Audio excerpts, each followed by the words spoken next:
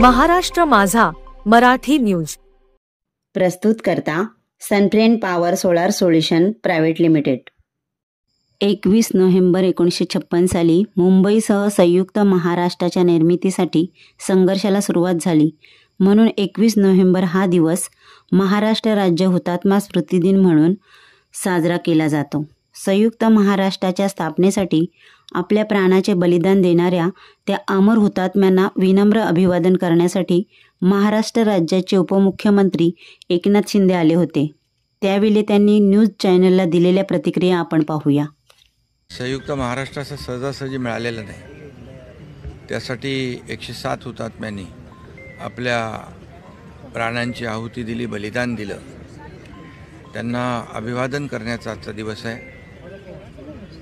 मी सर्व हुतात्म्यांना आदरपूर्वक वंदन करतो आणि विनम्र अभिवादन करतो।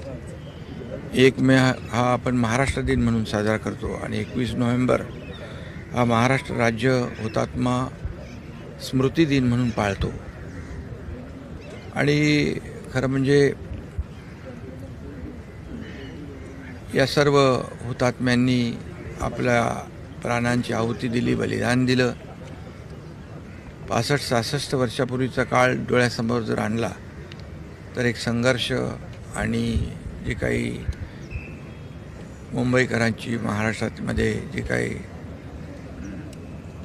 चळवळ त्यावेळेस पाहिली तर अंगावर आजही शहारे येतात। आणि अशा परिस्थितीमध्ये मुंबईचा संयुक्त महाराष्ट्र आपल्याला मिळालेला आहे। आणि नुसतं हुतात्म्यांना वंदन करून भागणार नाही, तर मुंबईची प्रगती, मुंबईची कीर्ती, मुंबईचा विकास झाला पाहिजे असा उद्देश डोळ्यासमोर ठेवून प्रत्येकाने आपली जबाबदारी पार पाडली पाहिजे। शिवाजी महाराजांना विपरीत असलेला महाराष्ट्र घडवण्याचं काम प्रत्येकाने केलं पाहिजे।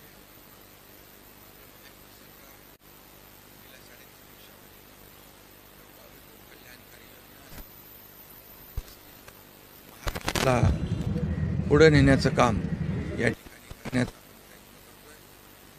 खऱ्या अर्थाने महाराष्ट्राची प्रगती, कीर्ती आणि विकास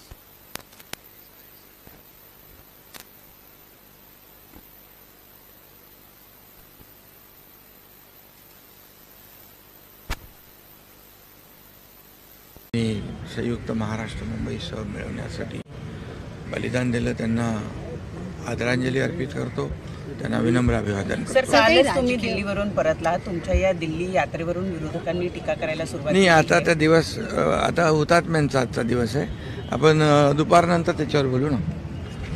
तर सगळ्यांना तुम्हाला थँक्यू।